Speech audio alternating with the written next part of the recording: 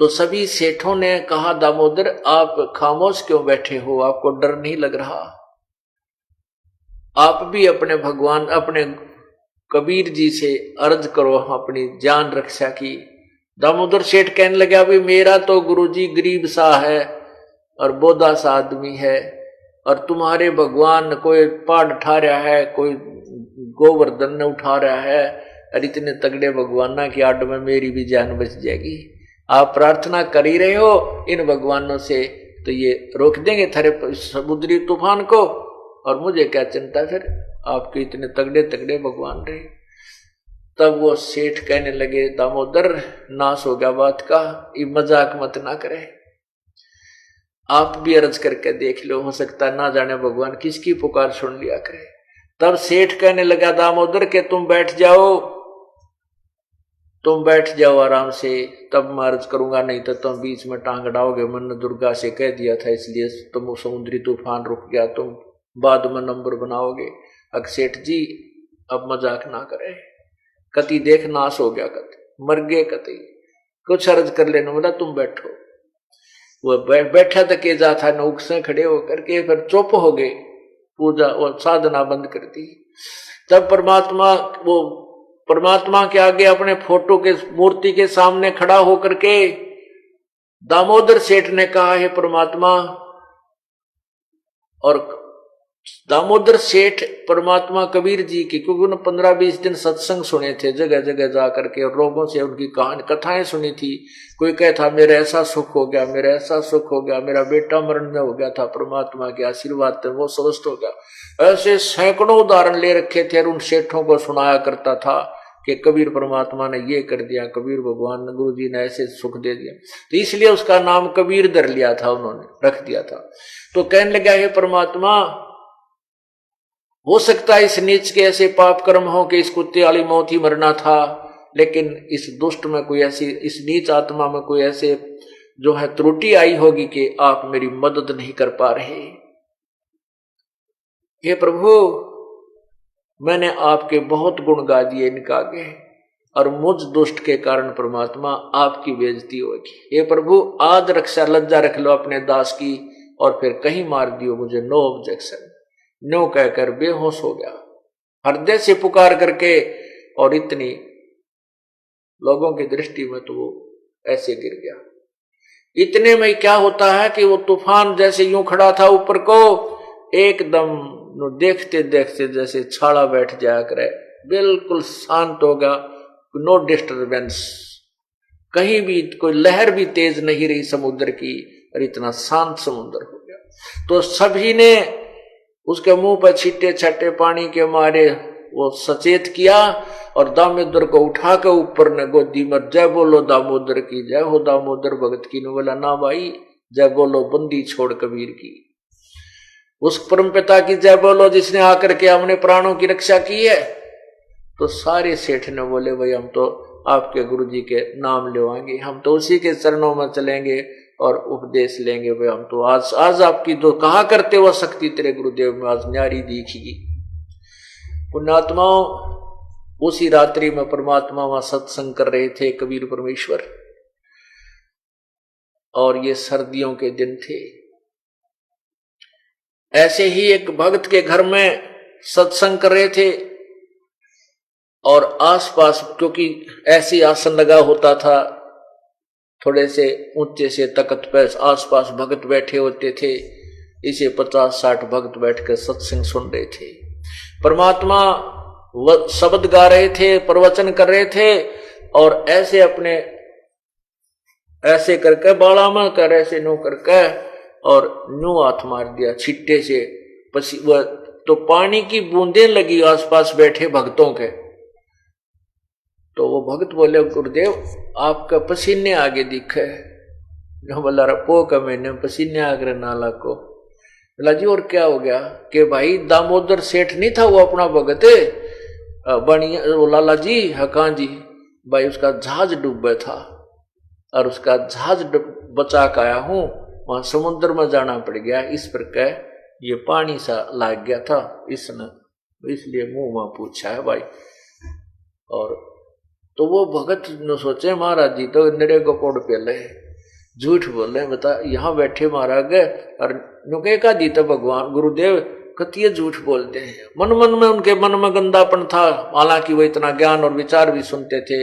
ये मन की खोटी बाण है, कोई न कोई दोष गुरुदेव में काट लिए है, निकाल ही लेता है। तो उन नालाक्या गए ऐसे मन में खोट आ गया और वो सोचने लगे गुरुजी हमारे सामने बैठे हैं, दामोदर का जहाज डूबे था वहां जाकर आया हुआ है। वो तो बात गई आई हुई।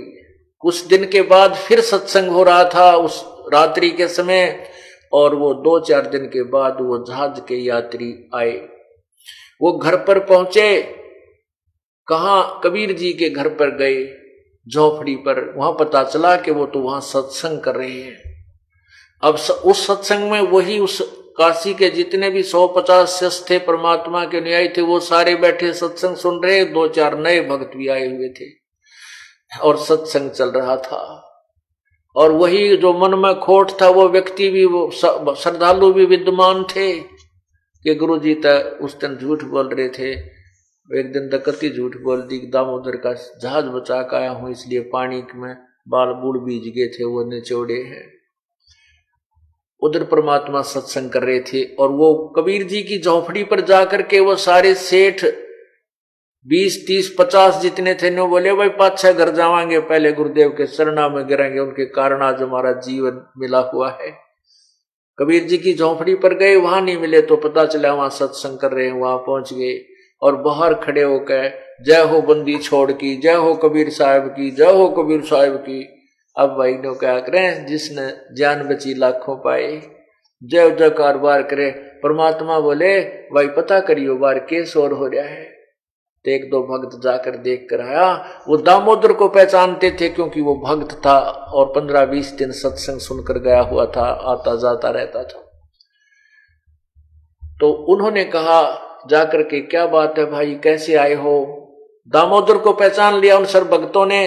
कहा सेठ जी आ जाओ, कैसे क्या बात है भाई, हम गुरु जी से मिलेंगे और सारे सेठ नाम लेंगे।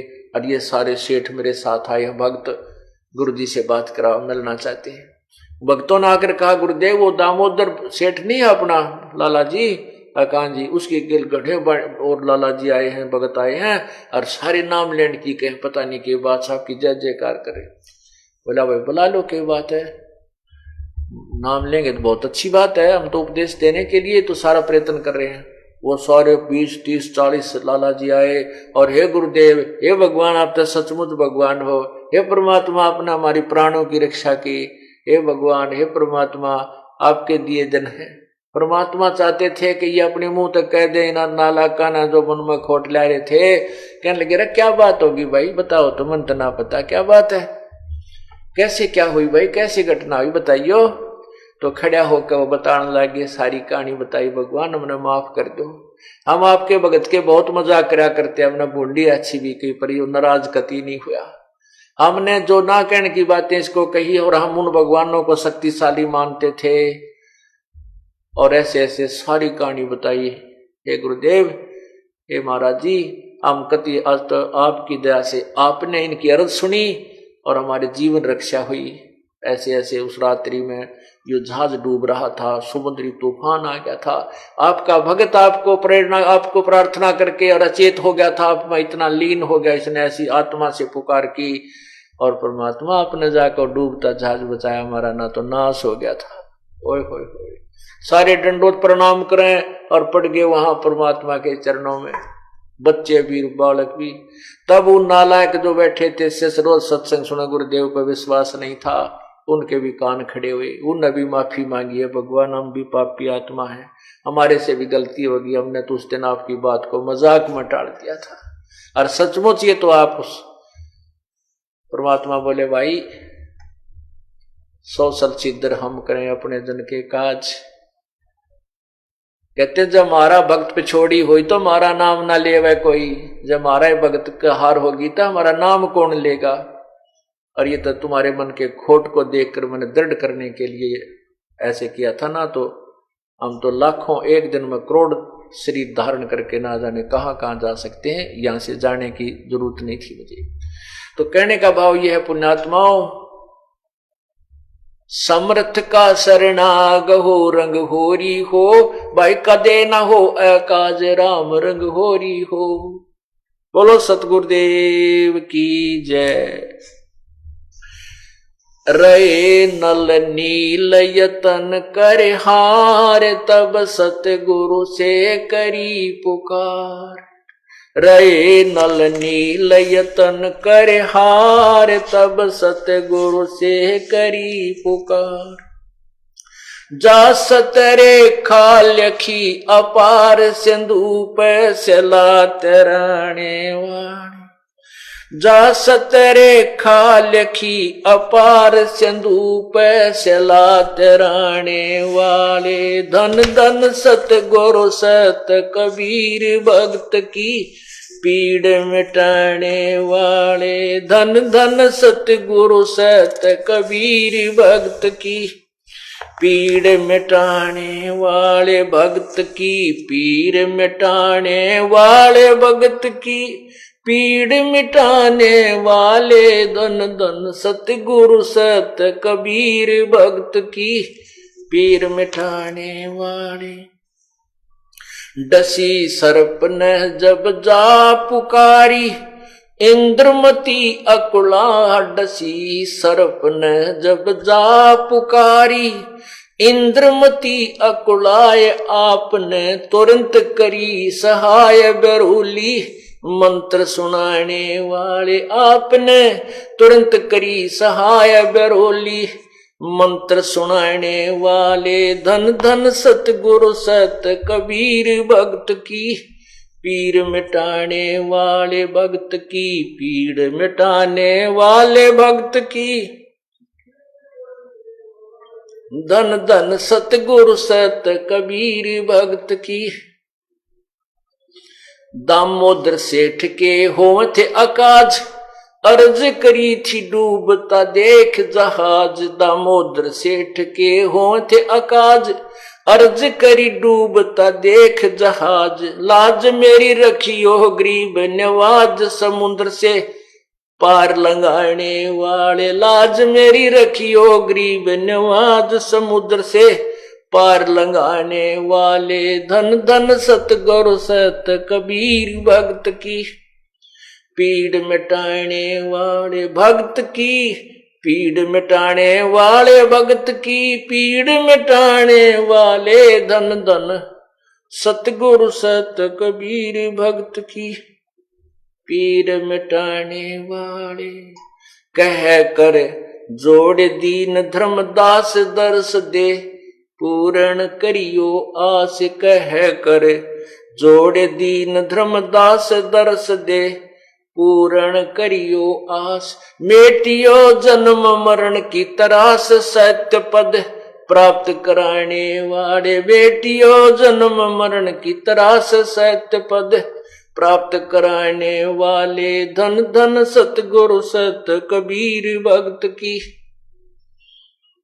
भक्त की पीड़ मिटाने वाले। भक्त की पीड़ मिटाने वाले। धन धन सतगुरु सत कबीर, भक्त की पीड़ मिटाने वाले। कह कर जोड़ दीन धर्मदास, दर्श दे पूर्ण करियो आस। कह कर जोड़ दीन धर्मदास, दर्श दे पूर्ण करियो आस। मेटियो जन्म मरण की तरास, सत्य पद प्राप्त कराने वाले। बेटियो जन्म मरण की तरास, सत्य पद प्राप्त कराने वाले। धन धन सतगुरु सत कबीर, भक्त की पीड़ मिटाने वाले। भक्त की पीड़ मिटाने वाले, भक्त की पीड़ मिटाने वाले। धन धन सतगुरु सत कबीर, भक्त की पीड़ मिटाने वाले। सत साहिब कर जोरों विनती करूं, धरूं चरण पर शीस। गुरु राम देवानंद जी महाराज ने दियो नाम बख्शीश। कोटि कोटि सिजदा करूं, कोटि कोटि प्रणाम। चरण कमल में राखियो, मैं बांदी जाम गुलाम। अवगुण किए तो बहुत किए, करत न मानी आरे।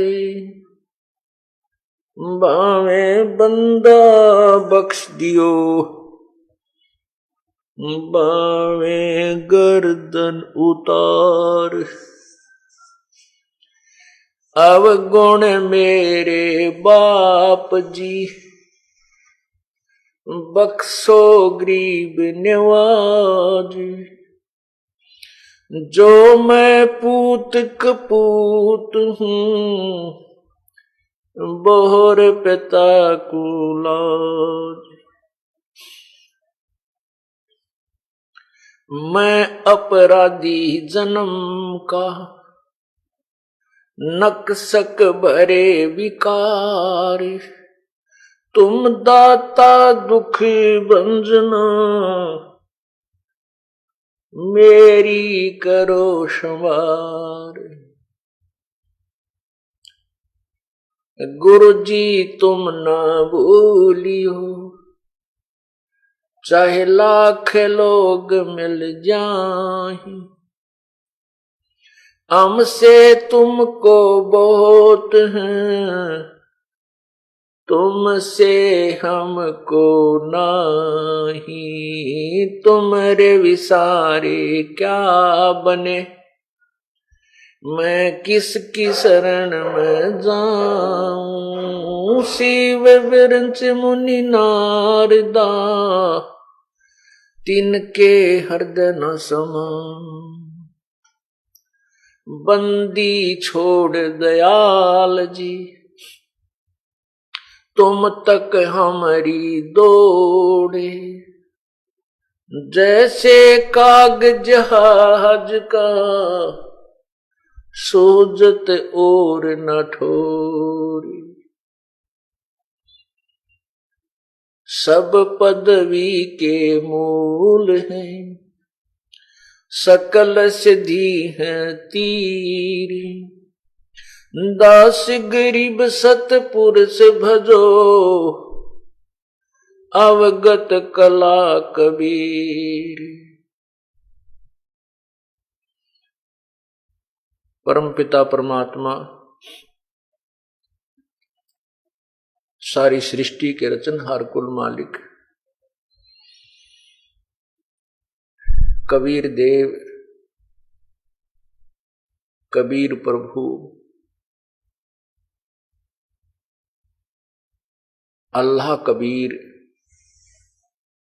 स्वयं ही आकर के इस काल के जाल को समझाते हैं और काल के लोक में कष्ट उठा रही पुण्यात्माओं को अपने निज घर की खबर जानकारी स्वयं ही प्रदान करते हैं।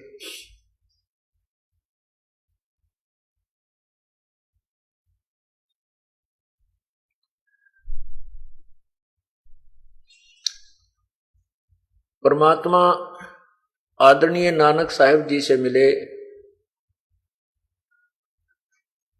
उनको समझाया कि जब से हमसे बिछड़े भाई, अपनी प्यारी आत्मा के साथ परमात्मा ऐसे फिरता रहता है। लेकिन हम इस काल के लोक में आकर के इस माया के नशे में, माया रूपी भांग के नशे में हम अपने पिता को नहीं पहचान पाते। और जो हमें भांग पिलाते हैं, नशा कराते हैं, उन्हीं को हम अपने निजी मित्र मानते हैं, जो हमारे शत्रु होते हैं। तो जब श्री नानक साहेब जी को परमात्मा आकर मिले, उनसे गोष्ठी की, यथार्थ ज्ञान से परिचित करवाए, तब कहा था कि 60,000 भल जन्म तब पाए, जब से हमसे बिछड़े भाई, और 60,000 भल जन्म तुम पाई। कहते हैं जब से तुम हमसे बिछुड़कर आए हो सतलोक से, 60,000 जन्म तो आपके बहुत ही अच्छे यानी ऊंच पोस्ट को प्राप्त हो। जैसे सतयुग में राजा अम्बरीश थे, त्रेता युग में वही पुण्यात्मा राजा जनक हुए, जिन्होंने सुखदेव जैसे महर्षि जी को भी अपनी शरण में लेकर उसको स्वर्ग तक जाने की टिकट बनाई, अर्थात उसको योग्य बनाया, और फिर श्री नानक रूप में जन्म हुआ। कहते ऐसे ऐसी अच्छी आत्माओं के जन्म भी तेरे 60,000 हो चुके, जब से हमसे बिछड़े भाई, और 60,000 भल जन्म तुम पाई। और अनेक जनक और अन्य जनक अनेक जन्म असंख्यों गिनती नहीं, अन्य जन्म असंख्य गंवाए, और सतमार्ग नहीं काहू पाए। वो परमात्मा पूर्ण ब्रह्म यहां प्रत्येक युग में आते हैं, और प्रत्येक युग में अपनी अमृत वाणी, वो सवसम वेद का ज्ञान प्रदान करके, और एक जीवन तो वो पूर्ण रूप से लीला करके जाते हैं। उसमें प्रत्येक मर्यादाएं, प्रत्येक प्रकार के फाउल पॉइंट्स जो भक्ति बाधक होते हैं, उनका भी वो एक उदाहरण पेश करके जाते हैं। परमात्मा जब आते हैं उस समय काल के द्वारा भ्रमित ये संत ऋषि महर्षि शास्त्र विरुद्ध ज्ञान का बहुत जबरदस्त ढोल पीट चुके होते हैं। जन जन को रंग रखा होता है शास्त्र विरुद्ध ज्ञान से, इसलिए उस परमात्मा के पहचानने में हम गलती कर जाते हैं। श्री रामानंद जी को जो परमात्मा मिले, उनके मन की बात बताई, तब रामानंद जी ने देखा, कहा ओए होए मन की पूजा तुम लखी मुकुटमाल प्रवेश, और गरीबदास गति कौन लखै तेरा कौन वर्ण क्या भेष। तब श्री रामानंद जी ने कहा था कि हे परमात्मा, आपने मेरे ऊपर मेहर कर दी कि मैंने आपको जान लिया कि आप प्रभु हैं, परंतु आपकी सचिति से आम जन साधारण मेरे जैसा कैसे परिचित हो सकता है। आप किस तो वर्ण में, अर्थात जुलाहे जाति में, और एक बालक रूप बनाए खड़े हो, आपको कैसे पहचान सकते हैं हम। तब परमात्मा ने कहा था, मेरे को पहचानना बहुत ही आसान है, मेरे ज्ञान को सुनो और मेरे स्थान को देखो जहां, तो फिर वो मेरी महिमा से परिचित हो जाओगे। पुण्यात्माओं, जैसे हम प्रश्न करते हैं कि ब्रह्मा विष्णु महेश, इनकी पूजा, तीनों गुणों रजगुण ब्रह्मा, सतगुण विष्णु, तमगुण शिव जी की पूजा गीता अध्याय नंबर 7 मंत्र 12 से 15 और 20 से 23 में बिल्कुल मना किया है। तो कुछ व्यक्ति जो भावुक होते हैं वो प्रश्न करते हैं कि ये बात आप कैसे कह रहे हो, भगवान श्री कृष्ण और विष्णु अर्थात विष्णु जी भगवान नहीं थे, ये कोई शक्ति नहीं रखते। फिर वो उदाहरण देते हैं कि जैसे श्री कृष्ण रूप में आए श्री विष्णु जी ने राजा मोरध्वज के पुत्र को आरे से चिरवाकर पुनर्जीवित कर दिया था।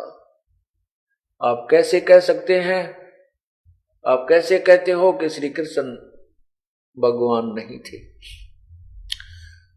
उनके लिए प्रमाण दिया जाता है कि हम ये नहीं कहते कि ये भगवान नहीं है, ये प्रभु नहीं है, ये साहब नहीं है, ऐसा नहीं है। क्योंकि अभी तक हम परमात्मा की परिभाषा से भी परिचित नहीं हो पाए हैं। प्रभु की परिभाषा से भी हम परिचित नहीं है, जिस कारण से हमारे मन में शंकाओं के ढेर बन जाते हैं जब तत्व ज्ञान सामने आता है। जैसे एक तहसीलदार साहब होता है, एक एसडीएम भी साहब होता है, डिप्टी कमिश्नर डीसी भी साहब होता है, कमिश्नर भी साहब होता है, मंत्री को भी साहब कहते हैं, मुख्यमंत्री भी साहब ही कहलाता है, और प्रधानमंत्री साहब, राष्ट्रपति साहब, ये सभी साहब हैं, सभी स्वामी हैं, सभी अपने अपने विभाग के क्षेत्र के ये प्रभु हैं। इन प्रभुओं के, इन भगवानों की अक्षमता में दिन रात का अंतर होता चला जाता है। ठीक इसी प्रकार इस आध्यात्मिक ज्ञान को समझने के लिए हमने इन उदाहरणों का सहयोग लेना होगा कि 3 विभागों, एक ब्रह्मांड में, जैसे एक प्रांत में मंत्री होते हैं, तो मंत्री की पावर होती है, मंत्री भी साहब होता है, उसकी भी कुछ शक्ति है, लेकिन वो सर्वशक्तिमान नहीं होता। एक प्रांत का मंत्री पावर रखता है, उसमें शक्ति होती है, लेकिन वो सर्वशक्तिमान नहीं है। आप जी ने जैसे ऐसे मान रखा है कि जैसे प्रांत के मंत्री को ही आपने राष्ट्रपति और प्रधानमंत्री की महिमा मान रखी है कि ये ही प्रधानमंत्री है, यही राष्ट्रपति है, यही सारे देश का मालिक है। ये आपका सिद्धांत या आपकी थ्योरी रॉन्ग है, गलत है। आप एक तरफ तो कहते हैं कि रजगुण ब्रह्मा जी, सतगुण विष्णु जी, तमगुण शिव जी 3 लोक के भगवान हैं, और फिर कहते हो कि ये सारे लोकों के भगवान हैं, ये सारी सृष्टि के रचनहार हैं, ये सब के मालिक हैं। नहीं, एक ब्रह्मांड, एक प्रांत समझिए। 21 ब्रह्मांड ज्योति निरंजन ब्रह्म के लोक हैं, स्थान हैं, देश हैं, यानी प्रदेश है, और इसका जो 21 ब्रह्मांड मिला करके एक देश बनता है। जैसे हमारे हिंदुस्तान में नाना बहुत से प्रांत हैं, उन प्रांतों को मिलाकर के एक देश बनता है। तो एक प्रांत में, अर्थात एक ब्रह्मांड के अंदर रजगुण विभाग के ब्रह्मा जी स्वामी हैं, सतगुण विभाग के श्री विष्णु जी स्वामी हैं, प्रभु हैं, राम हैं, मालिक हैं, साहब हैं, और तम गुण विभाग के श्री शिव जी, महेश जी,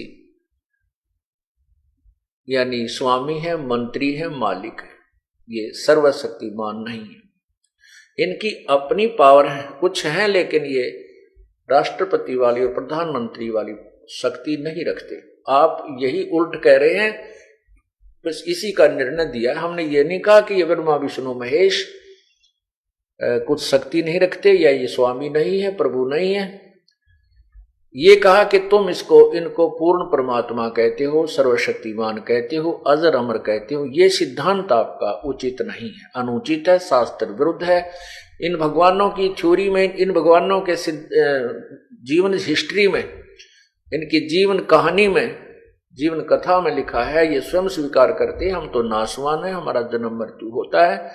और इनकी जो जीवन कथा में लिखा है कि इनके पिता ज्योति निरंजन है और माता दुर्गा है। आप इनको अजर अमर कहते हो, इनके कोई माता पिता नहीं है, ये अजन्मा है। ये सिद्धांत आपका गलत है। सिर्फ इतना ही बताया हमने। अब जैसे श्री कृष्ण जी ने अर्जुन का भ्रम तोड़ने के लिए, अर्जुन के मन में एक भावना पैदा होगी थी कि प्रभु मैं आपका बहुत ही निकटतम मित्र और सेवक हूं। उसके मन में यही बात आ गई थी कि मेरे जैसा श्रद्धालु सेवक आपका नहीं हो सकता। तो उस भ्रम को तोड़ने के लिए कि मैं आपका सब सर्वोत्तम भक्त हूं, श्री कृष्ण जी ने अर्जुन को साथ लेकर के राजा मोरध्वज के घर पहुंचकर उनसे कहा कि हमारे साथ एक शेर है। एक शेर बना लिया अपनी माया से और दोनों ने साधु का रूप धारण कर लिया। राजा मोरध्वज अपने लड़के का राज तिलक करने जा रहा था। उसी उपलक्ष्य में बहुत से व्यक्ति इकट्ठे हुए थे।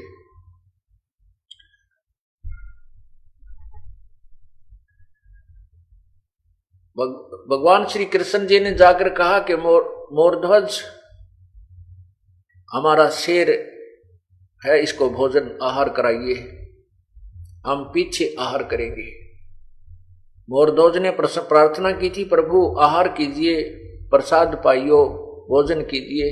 उन्होंने कहा था पहले हमारे शेर का भोजन कराओ, बाद में हम आहार करेंगे।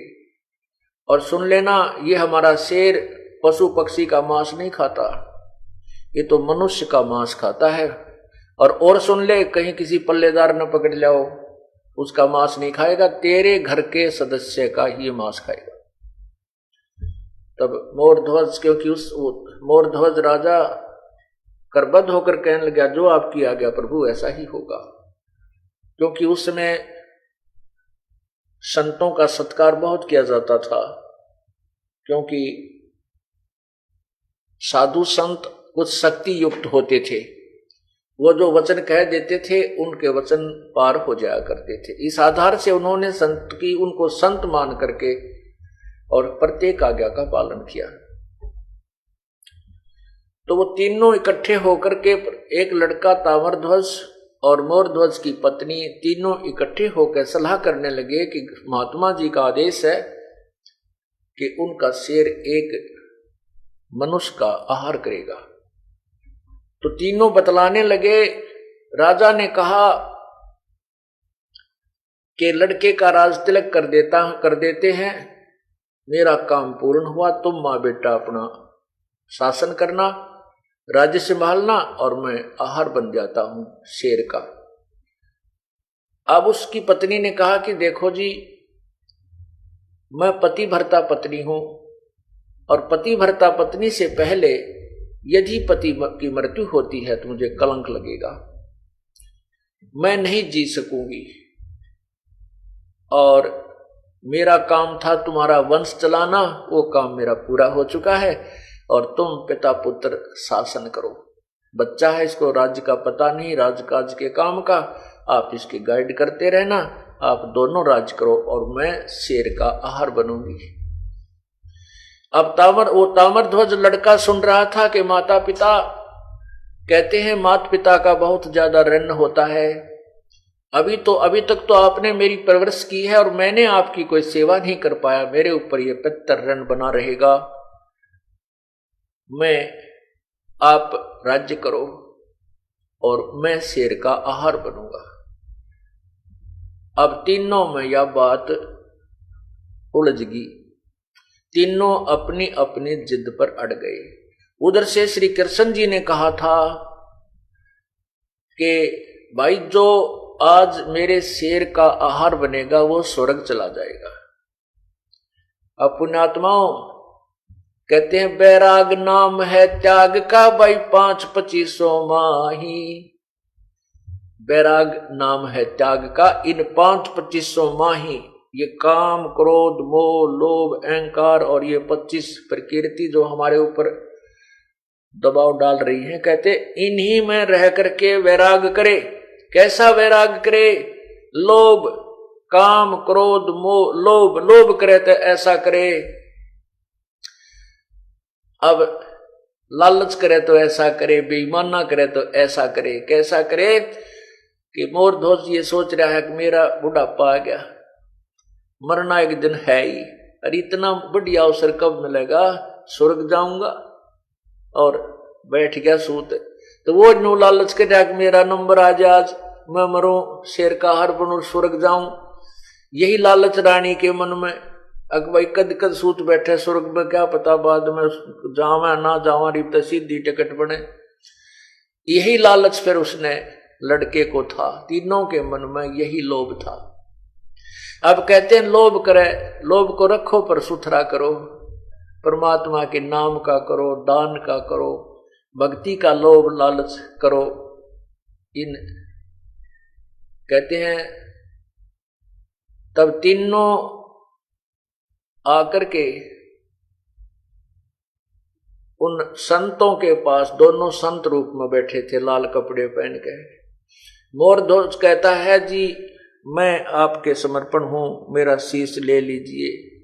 रानी कहती है नहीं जी ये मेरे पति हैं और मेरा काम पूरा हुआ, मैं पतिव्रता पत्नी हूं, इनसे पहले मेरे से पहले ये नहीं जा सकते, आप मेरा शीश लीजिए।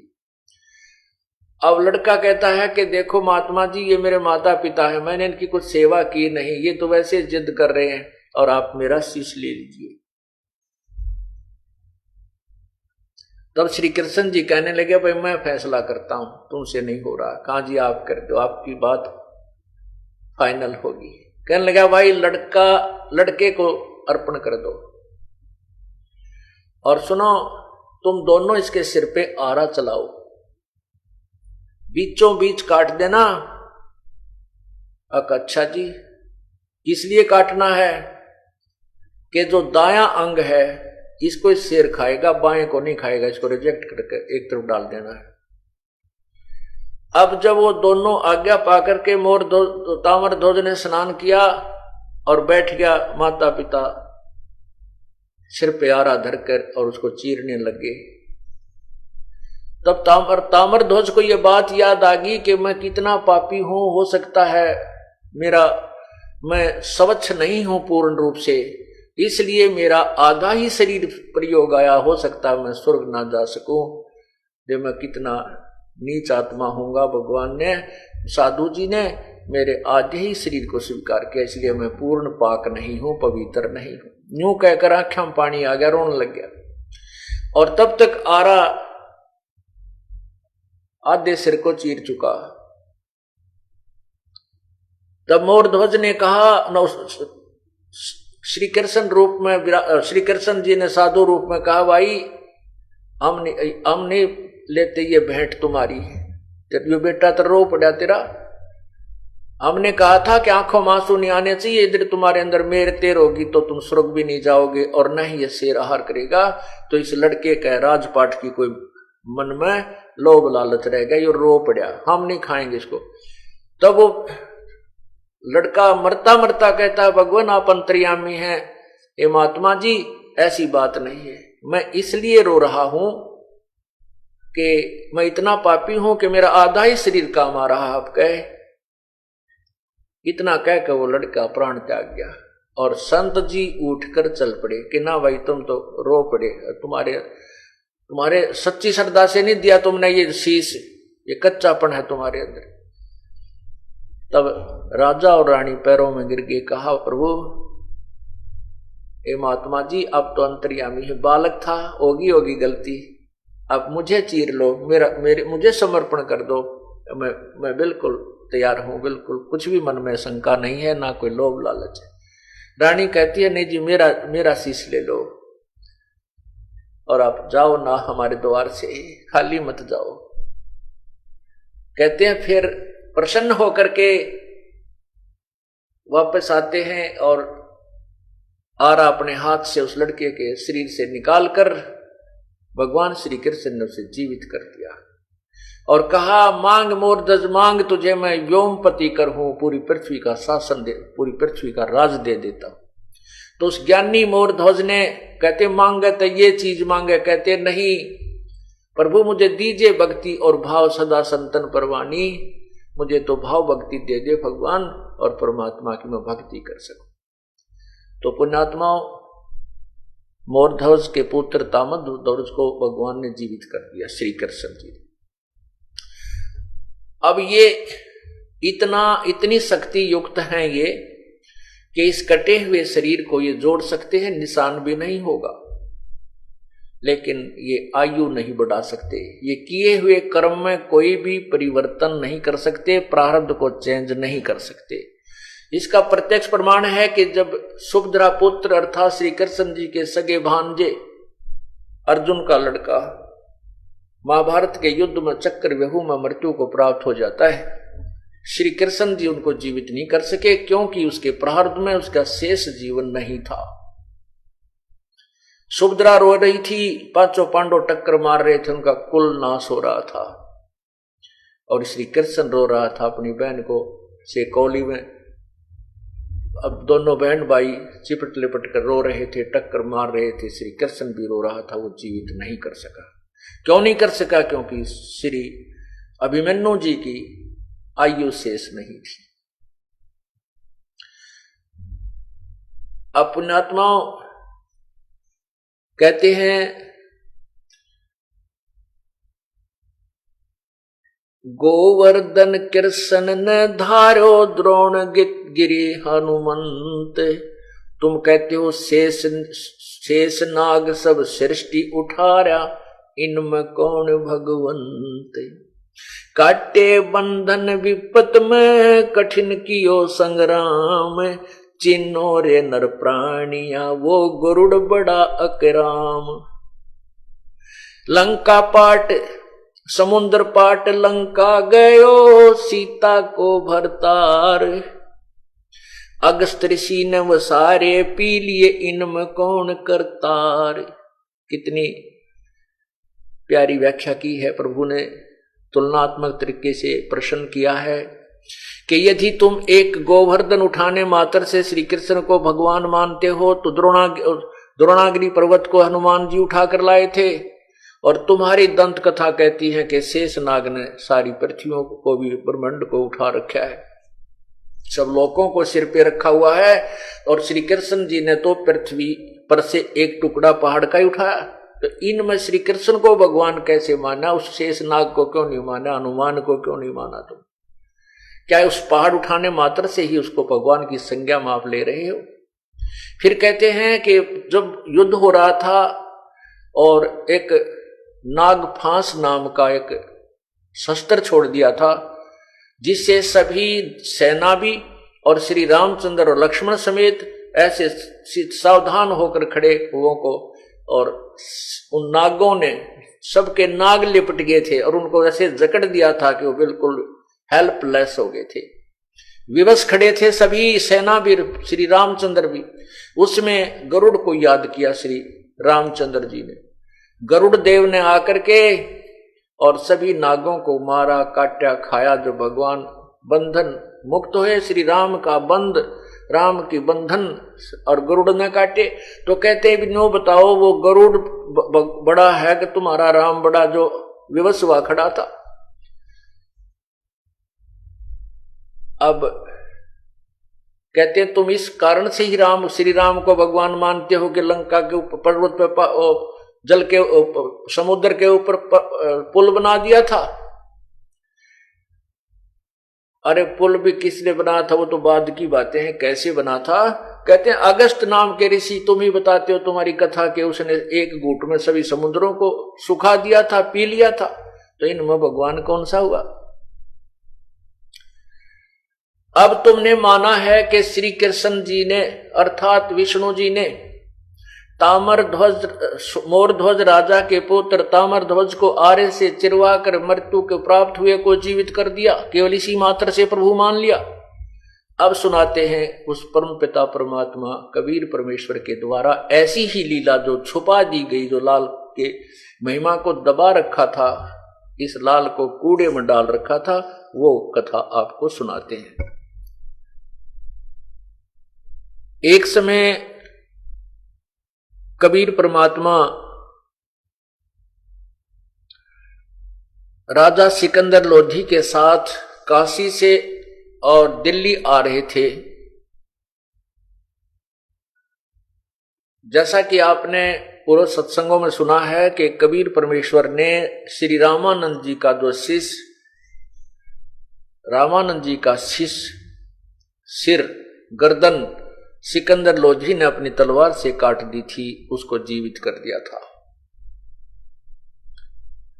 एक तो प्रमाण यही हो गया, इसके पैरेलल जो आपने अभी श्री कृष्ण जी की महिमा के अंदर सुना है।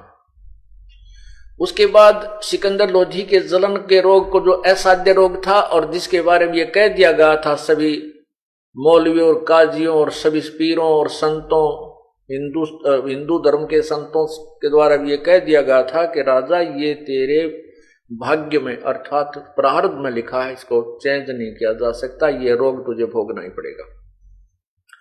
उस प्रारब्ध के कर्म को भी परमात्मा कबीर जी ने अपने आशीर्वाद मात्र से ठीक कर दिया था और फिर नाम दिया उस परम प्यारी आत्मा को, सिकंदर लोधी को सस बनाया। मासा घटे न चल बधे विद ना लिखे जो लेख, और साचा सतगुरु मेट कर ऊपर मार दे मेखो। अर्थात पूर्ण रूप से क्लोज कर दे उस चैप्टर को ही जो तेरे प्रारब्ध का आपको दुखदाई होना था। अब दूसरा उदाहरण देते हैं। वो तो ये हो सकता है कि रामानंद की आयु शेष होगी इसलिए कबीर जी ने जीवित कर दिया, तो उसी के पैरेलल हो गया। अब इससे भिन्न बताते हैं। जब रास्ते में सिकंदर लोधी कबीर जी को प्रार्थना करके दिल्ली ला रहे थे और ये सोच रहा था सिकंदर लोधी कि ऐसे महापुरुष के विचारों को दिल्ली के लोग सुनेंगे, हिंदू और मुसलमानों का जो आपस में बैर भाव यह समाप्त हो जाएगा, क्योंकि इनका बहुत निर्मल ज्ञान है और ये सबको एक करने वाला है। उधर से सिकंदर लोधी का एक पीर, धार्मिक गुरु, जो इंटरनेशनल लेवल का यानी गुरु था, हिंदुस्तान का पूरे मुसलमान धर्म के लोग उसकी आज्ञा का पालन करते थे, शेख तकी। तो वो भी उनके साथ काशी गया हुआ था। जब उस शेख तकी ने ये देखा कि सिकंदर लोधी राजा का जो लगाव है इस कबीर में अधिक हो गया है और तेरी महिमा अब कम हो जाएगी, इस ईर्षावश शेख तकी अंदर से अंदर परमात्मा कबीर जी से ईर्षा करने लगा। रास्ते में जब आ रहे थे, हाथियों पर चल रहे थे, कुछ घोड़े सवार थे, हजारों की संख्या में सैनिक थे, पूरा लश्कर चल रहा था। रात्रि के समय एक दरिया पर पड़ाव डाला, रात्रि को वहां रुक के अलग अलग टेंट लग गए। सुबह जब हुआ तो सिकंदर लोधी शेख तकी के चरण लेने के लिए गया, क्योंकि उनका धार्मिक गुरु था। शेख तकी ने मुंह बना लिया और मुंह फेर लिया, यूं करके बैठ गया। अब सिकंदर लोधी जाने था कि आज इसका कोई मरोड़ी लागी, कोई बात क्या चाहता है, इसे पूछ लेता हूं। गर्भवत होकर शेख सिकंदर लोधी दिल्ली के बादशाह ने कहा, पीर जी मुझसे क्या गलती होगी, आप मुझसे रुष्ट क्यों हैं? कहने लगे, तुझे जो मिल गया ना एक गुरु और, तुझे मेरी क्या आवश्यकता है? अब तो तुझे वो कबीर कबीर दिखाई देता है, अब शेख तकी नहीं दिखाई देता। राजा ने कहा, ऐसी कोई बात नहीं है, आपसे मेरा उतना ही लगाव है, लेकिन जिस व्यक्ति ने मुझे जीवन दान दिया और जिस व्यक्ति ने मेरे सामने, जिस महापुरुष ने मेरे सामने मेरे हाथ से कत्ल किया हुआ जीवित कर दिया, तो मेरे जैसा दुष्ट नहीं जो मैं इसको अल्लाह या खुदा या मैं तो इसको ना दूं, इनको मैं ये प्रभु ना मानूं। अच्छा, इसने मुर्दा जिंदा कर दिया? हाँ जी कर दिया, मेरे सामने कर दिया। कहने लगा, मैं जब मानूंगा इस कबीर को कि इसमें कुछ शक्ति है, मेरे सामने कोई मुर्दा जीवित करे, और नहीं तो सिकंदर लोधी में जाकर के दिल्ली में सभी मुसलमानों को बता दूंगा कि राजा काफिर हो गया है। उसने एक हिंदू से उपदेश ले लिया। अब राजा लोगों की इतनी जड़ होती है, इतना ही बेहोश है इनका, इतना घबरा जाते हैं कि पब्लिक तेरे खिलाफ हो जाएगी, तेरा राज चला जाएगा, तो वो घबरा गया। तब सिकंदर लोधी मुंह लटका दिया, गया तो बात बिगाड़ेगा, पक्का है अठी। वापस आया तो परमात्मा के पास आए, कबीर जी के पास, जो अपने टेंट में ही रखा हुआ था आदर से, और करबत होकर बैठ गया प्रभु, और मायूस होकर बैठ गया। तो परमेश्वर ने पूछा कि एक राजा क्या बात है, आज आपका चेहरे पर रौनक नहीं है, कोई राजकाज में शांति तो है? तब सिकंदर लोधी ने कहा कि प्रभु आपके होते राजकाज में क्या हो सकता है, लेकिन एक ये जो हमारा धार्मिक गुरु है यो मेरा सिर का दर्द है, यो ना उल्टा लिया पड़ता ना सुलटा, ये मुझसे रुष्ट हो गया है। परमात्मा ने पूछा कि क्या कारण है, किस कारण से रुष्ट हो गया, इसको भाई मना ले और दे दे 10 रुपये फालतू, पीर प्यारा का इतना भी तो या करे। कहने लगा जी ऐसी बात नहीं, आज तो यो बहुत जबरदस्त जिद लगा बैठा। ये कहता है कि मैं तब ये कहता है कि यदि तूने कबीर आप जी के बारे में कह रहा है कि यदि इसमें कोई शक्ति है तो मैं अपनी आंखों देखकर मानूंगा, और नहीं तो सब मुसलमानों को कह दूंगा कि राजा ने धर्म चेंज कर लिया। ये कह रहा कि मैं कह दूंगा कि वो कबीर का शिष्य बन गया है। और वो भोले लोग इसकी बहुत मानते हैं, इसको अल्लाह का नुमाइंदा तक मानते हैं, हर आज्ञा का पालन करते हैं, प्रभु मेरा राज्य नहीं रहेगा। तब परमात्मा ने कहा कि कह दे भाई सिकंदर लोधी, कह दे शेख तकीने के ढूंढ ला कोई मुर्दा, इसकी या भी फड़क काट दूं।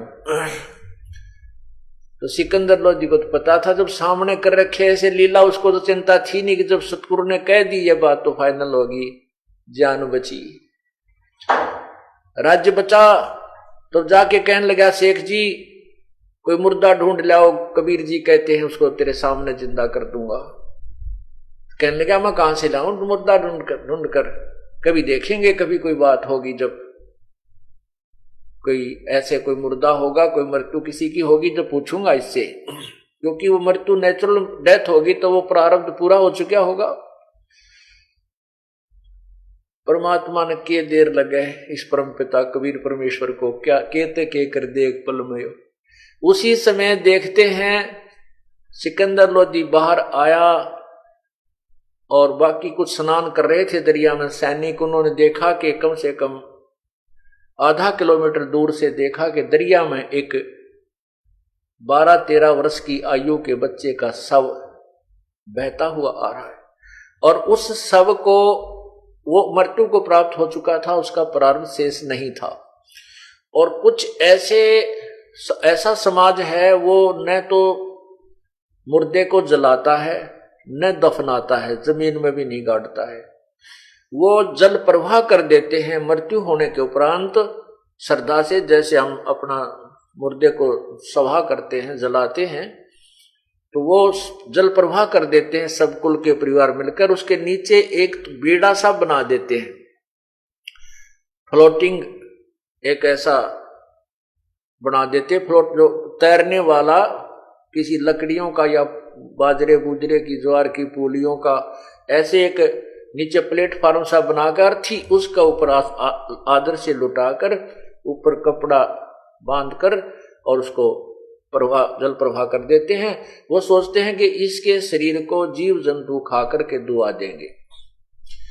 तो वो लड़का बहता हुआ आ रहा था जिसका प्रारब्ध समाप्त हो चुका था। तो सबने कहा जी वो एक मुर्दा आ रहा है। तब सिकंदर लोधी खुश हो गया कि देखो वो आ रहा है मुर्दा। तो शेख तकी भी बुला लिया कि आ जाओ, कबीर जी भी बुला लिए कि आ जाओ, वो मुर्दा आ गया, मुर्दा आ गया, वो सब आ रहा है। तब परमात्मा ने कहा कि पहले शेख तकी प्रयत्न करे, कई बाद में नंबर बनावक मैं भी जीवित कर दूंगा। तो सभी ने कहा ठीक है पीर जी आप भी कोशिश करो, आपसे नहीं होगा तो फिर यही तभी तो फैसला होगा थारी शक्ति का, दोनों कोशिश करोगे। शेख तकी ने भी अपने जंतर मंत्र शुरू किए। तब तक वह मुर्दा बहता हुआ काफी दूर चला गया, लगभग 2 फरलांग, जब तक वो जंतर मंत्र शेख तकी करता रहा। तब शेख तकी ने कहा कि कभी मुर्दे जिंदे थोड़े ही होते हैं, तो कयामत के समय जीवित होंगे, अब थोड़े ही होते हैं। ये झूठ बोलता है, ये चाहता था कि मैं ऐसे ऐसे लटो अपना कोशिश करूं तब तक ये मुर्दा चला जा, कबीर के सिर से बला टले, ये भी नहीं कर सकता, ये झूठ बोलता है। तब परमात्मा ने कहा कि शांत हो जाइए पीर जी। तब परमेश्वर ने, जो कि लगभग 2 फरलांग, लगभग आधा किलोमीटर से दूर जा चुका था, वो सब बहता हुआ डाउन स्ट्रीम में नीचे की तरफ, वहां से परमात्मा ने संकेत किया, ऐसे हाथ कर दिया वापस तो वो मुर्दा जैसे मशीन वाली जो नौका चलती है मोटर वाली, इस प्रकार अपस्ट्रीम में पानी के विपरीत प्रभाव की तरफ ऐसे चल पड़ा जैसे नौका चल कर आती है और सामने आकर लहर नीचे से जा रही है और वो सब ऊपर यूं का यूं स्थिर है।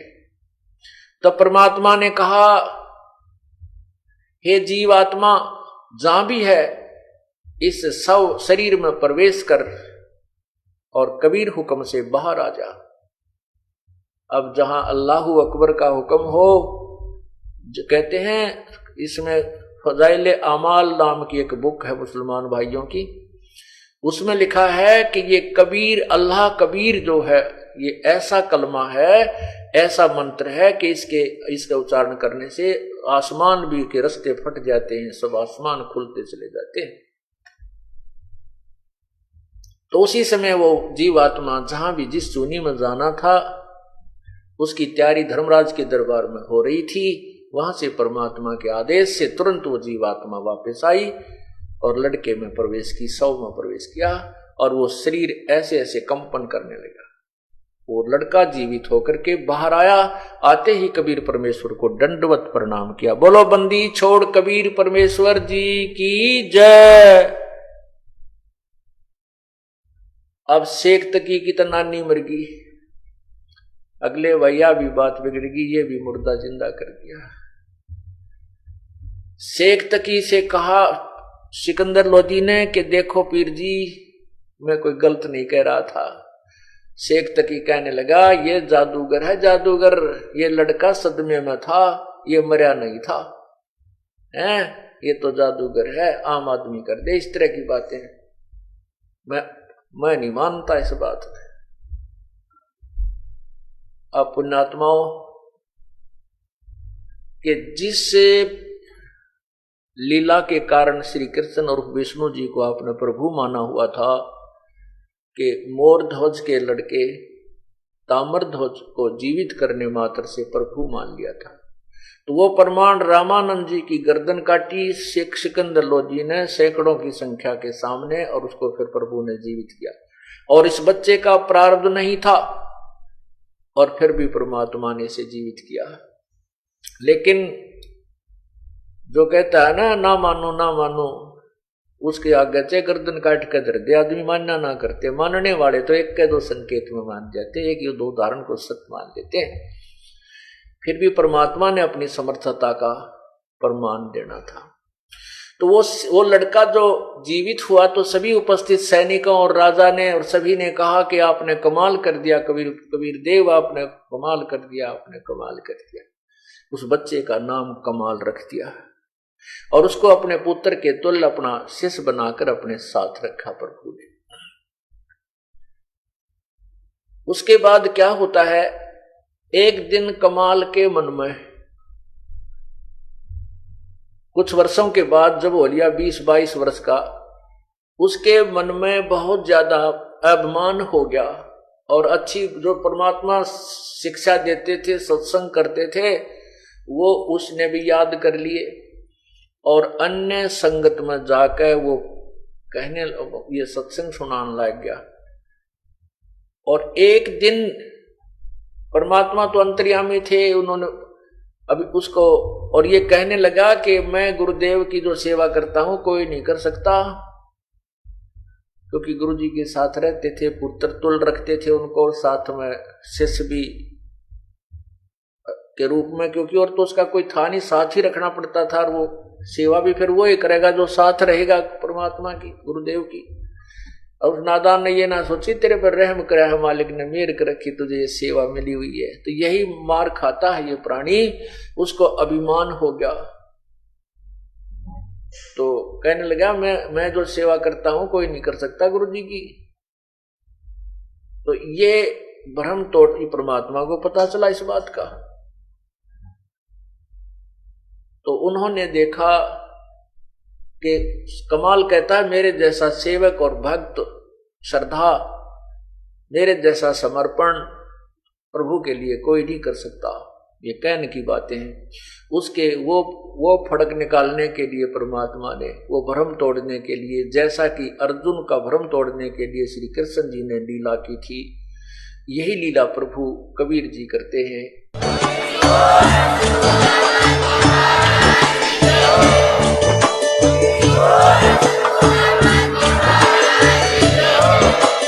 आप सुन रहे थे जगत गुरु तत्वदर्शी संत रामपाल जी महाराज जी के मंगल प्रवचन। अधिक जानकारी के लिए विजिट कीजिए हमारी वेबसाइट www.jagatgururampalji.org। संत रामपाल जी महाराज जी के शुभ आशीर्वाद से पूरे विश्व भर में 500 से भी ज्यादा नाम दीक्षा केंद्र हैं, जिन पर संत रामपाल जी महाराज जी द्वारा ऑनलाइन निःशुल्क नाम दीक्षा दी जा रही है। अब डर नहीं लग रहा। आप भी अपने भगवान, अपने कबीर जी से अर्ज करो अपनी जान रक्षा की। दामोदर सेठ कहने लगा, भी मेरा तो गुरुजी गरीब सा है और बोधा सा आदमी है, और तुम्हारे भगवान कोई पहाड़ उठा रहा है, कोई गोवर्धन ने उठा रहा है, और इतने तगड़े भगवाना की आड़ में मेरी भी जान बच जाएगी।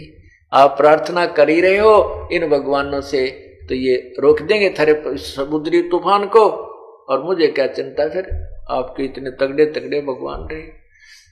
तब वो सेठ कहने लगे, दामोदर नाश हो गया बात का, ये मजाक मत ना करे, आप भी अर्ज करके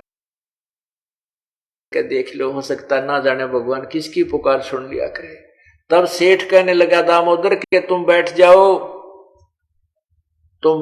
आराम से, तब मैं अर्ज करूंगा, नहीं तो तुम बीच में टांग अड़ाओगे। मन दुर्गा से कह दिया था, इसलिए तुम समुद्री तूफान रुक गया, तुम बाद में नंबर बनाओगे। अब सेठ जी अब मजाक ना करे, कति देख नाश हो गया, कति मर गए, कति कुछ अर्ज कर लेने वाला, तुम बैठो।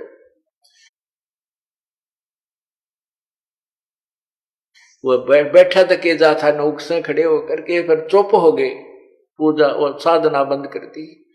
तब परमात्मा के आगे अपने फोटो के मूर्ति के सामने खड़ा होकर के दामोदर सेठ ने कहा, है परमात्मा। और दामोदर सेठ परमात्मा कबीर जी की, क्योंकि उन्होंने 15-20 दिन सत्संग सुने थे, जगह जगह जाकर के, और लोगों से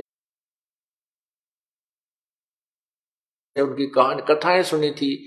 कोई कहता मेरा ऐसा सुख हो गया, मेरा ऐसा सुख हो गया, मेरा बेटा मरण में हो गया था, परमात्मा के आशीर्वाद से वो स्वस्थ हो गया।